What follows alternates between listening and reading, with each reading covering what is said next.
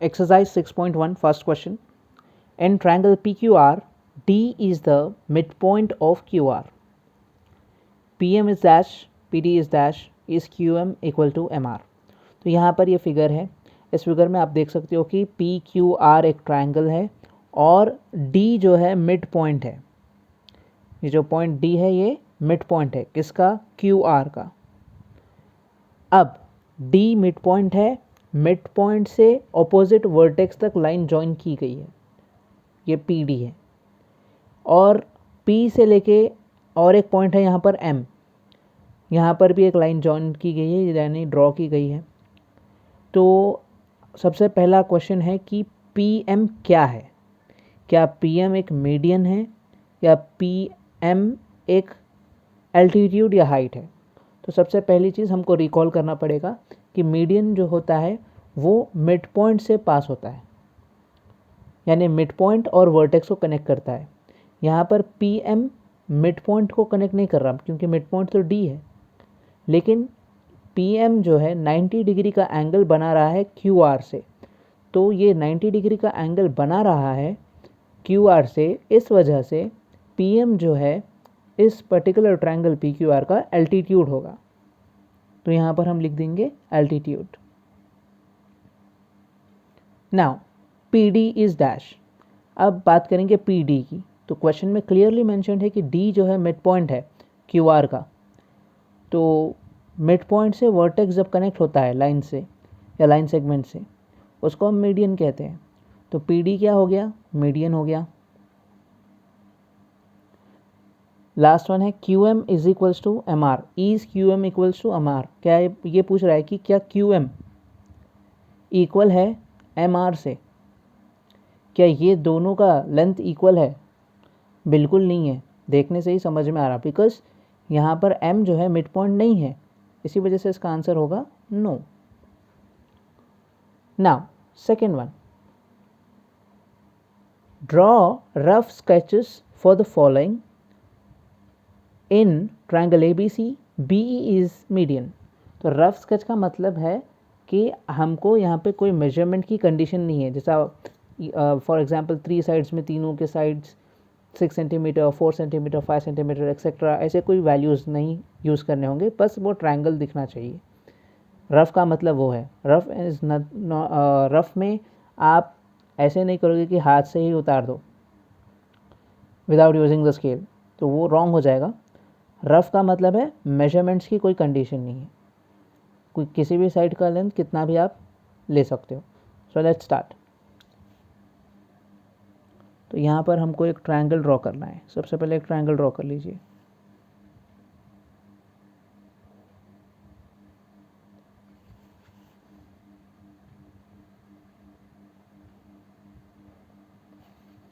अब यहाँ पे ट्रायंगल, इन ट्रायंगल ABC वो कह रहा है ABC. BE क्या है? मीडियन है. तो यहाँ पर आप लिख सकते हो A, B और C. और हमको क्या ड्रॉ करना है? मीडियन ड्रॉ करना है. तो मीडियन क्या होगा? मिड पॉइंट से स्टार्ट होगा. और यहाँ पे वर्टेक्स, कौन से वर्टेक्स से ड्रॉ करना है? B वर्टेक्स से, यानी इधर से इस पॉइंट से सामने वाले के मिड पॉइंट तक. तो मिड पॉइंट कोई भी आप रफली कोई भी पॉइंट ले लीजिए. तो ये मिड पॉइंट बना दीजिए इसको E और ड्रॉ कर दीजिए आपका मीडियन. तो ये हो गया first one. Now B part. In triangle PQR, PQ and PR are altitudes of the triangle. तो यहाँ पे ट्रायंगल है.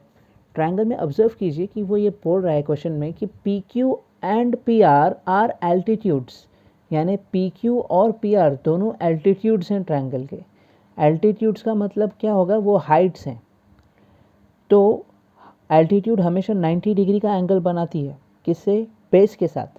तो अभी यहाँ पर PQ भी एल्टीट्यूड है, PR भी एल्टीट्यूड है. इसका मतलब दो साइड्स, इन दोनों साइड्स के बीच का एंगल है 90 डिग्री. तो मान लीजिए ये एक साइड है और ये वाली और एक साइड है नीचे हुई, और इन दोनों के बीच का एंगल है 90 डिग्री. तो PQ and PR P Q and P R. तो अगर हम इसको ज्वाइन कर दें ऐसा,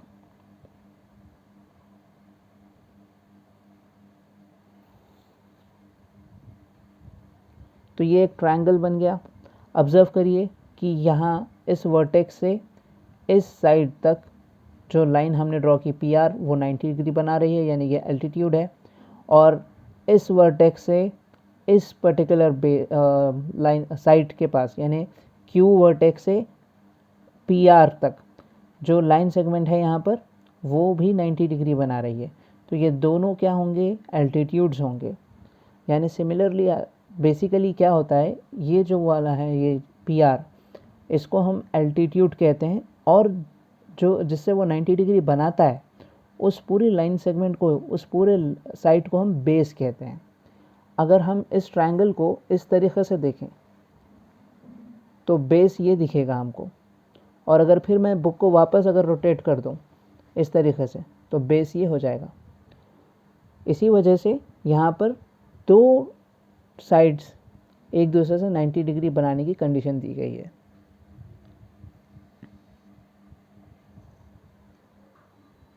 Now see bit, in triangle XYZ, YL is an altitude in the exterior of the triangle।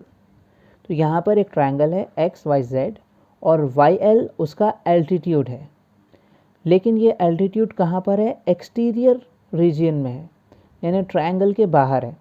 तो पार्ट 1 वाली वीडियो में हमने एक एग्जाम्पल कंसिडर किया था ऑब्ट्यूज एंगल ट्रायंगल का, जिसमें उसकी हाइट उसके बाहर थी। तो यहाँ पर भी वही केस है, वही सिचुएशन है। यहाँ पर भी एक ऑब्ट्यूज एंगल ट्रायंगल ड्रॉ करना है हमको। तो ऑब्ट्यूज एंगल ट्रायंगल ऐसे ड्रॉ कर लीजिए, कोई भी एक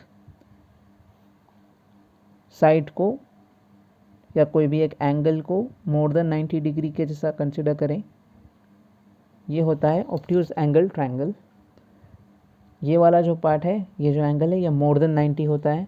हम इसको नॉर्मली जैसे मैंने स्केल यूज़ करके ड्रॉ किया वैसे ड्रॉ कर सकते हैं। अभी इसकी हाइट देखिए कैसे ड्रॉ करनी है। इसकी हाइट यहाँ से होगी,